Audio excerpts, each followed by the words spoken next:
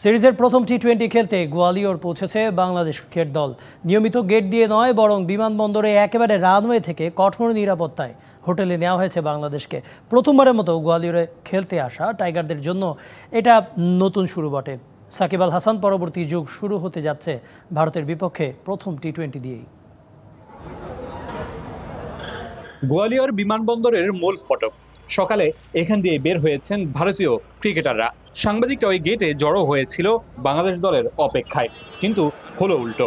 এই গেট দিয়ে আসলো না বাংলাদেশ দল।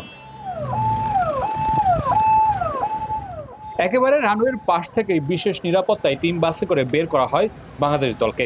এ যেন কোনো সিনেমার শুটিং। কঠোর নিরাপত্তায় বিমানবন্দর থেকে টিম বাংলাদেশকে নেওয়া হয় হোটেলে। গোয়ালিয়রে নিরাপত্তা নিয়ে বাড়াবাড়ির কারণও আছে।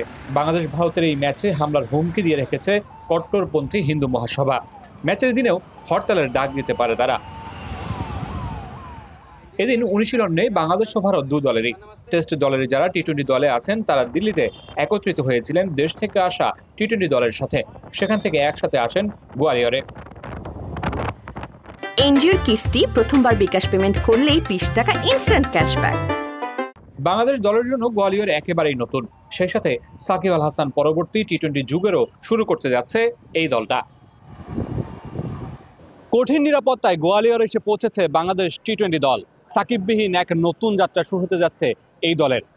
টেস্টের যে ব্যর্থতা সেটি ঘুচিয়ে টি-20 দল ভারতে নতুনভাবে ঘুরে দাঁড়াতে পারে কিনা সেটাই এখন দেখার বিষয়। Mamunur Rashid, DBC news, Gwalior, Bharat.